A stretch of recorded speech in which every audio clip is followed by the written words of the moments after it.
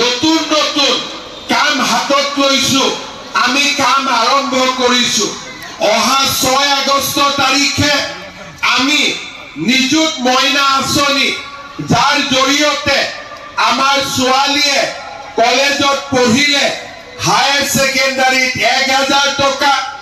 ডিগ্ৰীত 1250 টকা পোষ্ট গ্ৰেজুৱেটত আমি 2500 টকা পৰ্যন্ত মাহিলি আমি বৃত্তি দিয়া কাম আৰম্ভ কৰিছো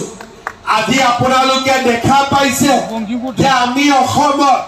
মহিলা উদ্যমিতা আঁচনিৰ কাম আৰম্ভ কৰিছিল অহা 21 আগষ্টৰ পৰা আমি প্ৰত্যেক মাহতে সমষ্টিয়ে গৈ মহিলা উদ্যমিতা আঁচনিত মহিলাসকলক 10,000 টকা কৈ দিয়া কামো আমি হাতত লম আজি যদি আপোনালোকে দেখা পায় যে আমাৰ ৰাজ্যত অৰুণোদয় আঁচনি আছে মহিলা উদ্যমিতা আঁচনি ৰন্ধন গেছৰ বাবে ৰাজ সাহায্য আৰু আমি নতুনকৈ আৰম্ভ কৰিব খুজিছো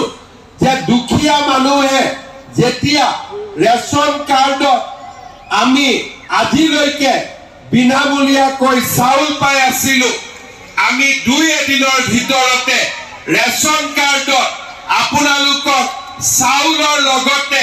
কম দামত দালিও দিয়া আৰম্ভ কৰিম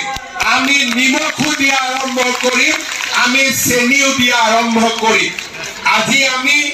দুখীয়া মানুহৰ কাৰণে আমি আঁচনি লৈছো আজি সমগ্ৰ দেশৰ ভিতৰতে আমাৰ চৰকাৰে লোৱা আঁচনিসমূহ সমাদৰ লাভ কৰিছে ভাৰতৰ আন ৰাজ্যৰ পৰা মানুহে আহি আমাৰ আঁচনিবিলাক শিকি তেওঁলোকৰ ৰাজ্যত আমাৰ চৰকাৰৰ আঁচনিবিলাক আজি আৰম্ভ কৰিছে শ্ৰদ্ধা ৰাইজ ইলেকশ্যনৰ সময়ত মই কৈছিলো যে আমাৰ অসমত দুখীয়া ল'ৰা ছোৱালীয়ে চৰকাৰী চাকৰি পাব লাগে মই ৰাইজক কৈছিলো যে আমাৰ চৰকাৰ আহিলে আমি 1 লাখ চৰকাৰী চাকৰি দিম আজি অকল 1 লাখ নহয় 1.5 লাখ চাকৰি আৰু 10 অক্টোবৰত আমি আৰু 50,000 ল'ৰা ছোৱালীক আমি চৰকাৰী চাকৰি দিম আজি আমাৰ ৰাজ্য চৰকাৰৰ চাকৰি আমি মেধাৰ ভিত্তিত দুখীয়া ল'ৰা ছোৱালীক আমি চৰকাৰী চাকৰি দিছো কিন্তু বিটিচিৰ পৰা মোক ৰাইজে এতিয়াও কয়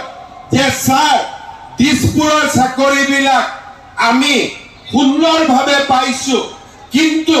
বিটিচিৰ চৰকাৰী চাকৰিটো সকলো শ্ৰেণীৰ ৰাইজে চৰকাৰী চাকৰি পোৱাৰ